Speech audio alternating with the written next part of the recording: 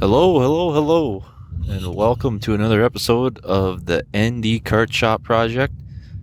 This is episode 3 of the podcast, and today be talking a little bit about little bit about the way to approach things when things get tough. And I am 100% a guilty party of approaching things with the wrong mentality and looking at things always with on the backside of the negative, prepare for the worst, hope for the best mentality. And I actually very recently listened to another podcast on one of my drive homes from work that resonated pretty hard to me, and I shared it with everybody that's involved with the cart shop, whether it's DMA, Rapid Body Works, or the multimedia, the DMA digital media side of things. Just recently had a conversation, shared the podcast. It was about a 12-minute podcast from a very, very motivational speaker, Andy Frizella. Very, very powerful. His podcast is actually the MF CEO project. So it was worth a listen. Got a lot out of it, and it kind of made me think and look back and realize that maybe a lot of the struggles and the negative outcomes that we've been having in the Rapid Body Works side of things, with bodies getting shipped out and getting crushed, or getting having just some goofy stuff happening with the way the gel coat's been shooting out, or the way just different things causing a problem when they shouldn't have been. Put a lot of extra financial stress on us and whatnot. And I heard his podcast, and it kind of made me think maybe we should be looking at this completely different. You get what you put into it, and things were getting tough. We were going through a learning curve, and we were running into issues where we had orders coming in, and the bodies that were coming out of the molds were just not good enough to send out. Just various different issues, or goofy little mistakes that I knew better as the guy shooting them and rolling them. We knew better. We knew that they were happening, but for some reason they kept repeating themselves. And if we just would have taken a step back and maybe thought a little harder, a little longer, and just kind of restructured how we were doing things, maybe we could have avoided some of that.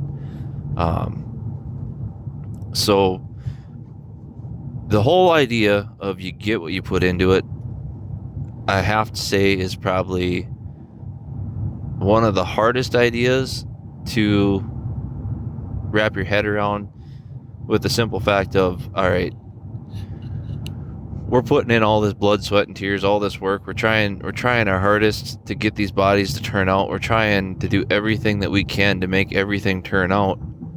And yet still we're having the issue of just bad bodies coming out, or just bad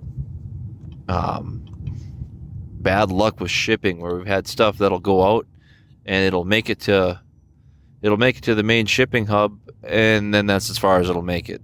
Or something in the labeling will be wrong, and then all of a sudden it'll get sent out, and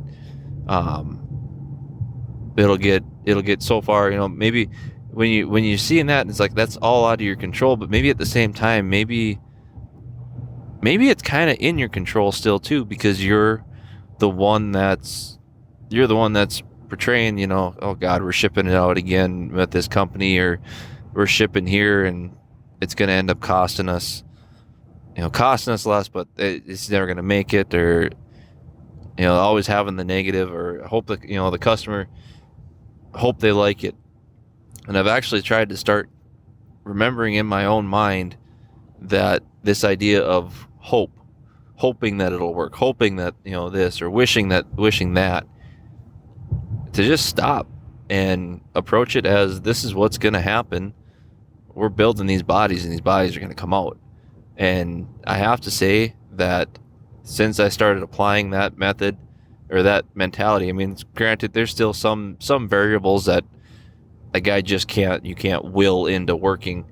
But there's a lot of things that I've actually gotten my head wrapped around that, all right, I'm doing this process, this part of the process, and it's just gonna work. It's just gonna come out. It has no other choice but to come out perfect or to work. And the last 2-3 runs of bodies that we've made have come out almost perfect, with the exception of one side panel out of all this. And I'm going into a little detail here for you, but one side panel we had a goof up on, and it was one of them rookie mistakes that I made that I just overlooked. So when you can go from having a 50% turnout of good bodies that where the gel coat looks good, everything looks perfect, to a 90% turnout, or even a 95% turnout, being there's only one side panel that had not even enough noticeable blem in it. We're still going to hold it back. It's not something we're going to send out, but to go from that mind, just by thinking differently and approaching things differently, and that's one thing I hope that as a kart racer and as a kart owner, and I'd like to push out onto you guys, is to maybe, when things start going bad, you have a bad weekend, you go out there and you miss the tires or you miss the setup by something, maybe, if you missed it in the heat race and you qualified poorly, come time for the feature time, just put it in your head that all you're going to do is move forward and think things through.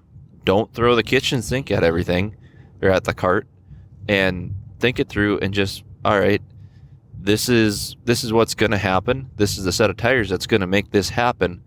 And how do you know that that's going to happen? Well, because we've done the homework. We've done the tire work.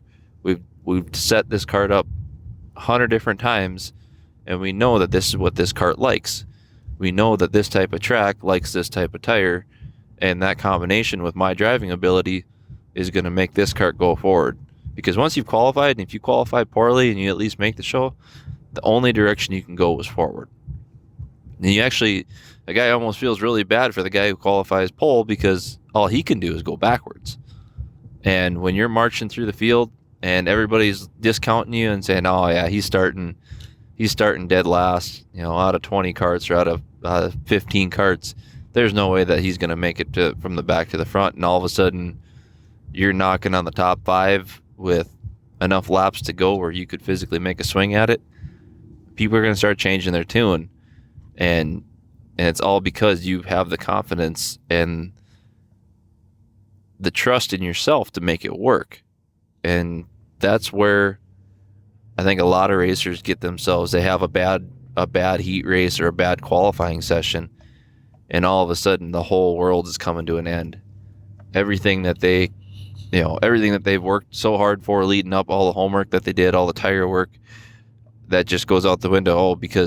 Why? Because, well, so-and-so over there has got a bigger pocketbook than me, so he can throw dollar bills at his cart and make it go fast.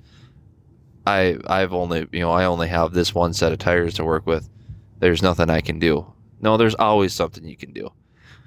You just got to get it in your head that there is always something to do, and you'll always have the ability to change things for the better, to make them work. So with that, I'm hoping you guys grabbed a little bit of motivational inspiration out of this. We took a little time off from the podcast trying to get some other stuff situated. Should be back full force now for the next foreseeable future. I have no reason to go anywhere. Trying to get some stuff sorted out with unpacking still. Yes, we are still trying to unpack and move into our new shop. Trying to get all the equipment set up and just keep building bodies as we can. So if you're looking for a new body, Rapid Body Works is now built in DMA's shop in Bismarck, North Dakota. It's me and a couple other guys. We're running the new Rapid Body Works, which is visually looks the same, but the quality, visual, everything is all the same. They're still as best as you can get. They're just built in a different location. So hope you guys have a great Tuesday, and I hope you guys have a fantastic start to your week, and I will talk to you guys again on Thursday. Have a good one.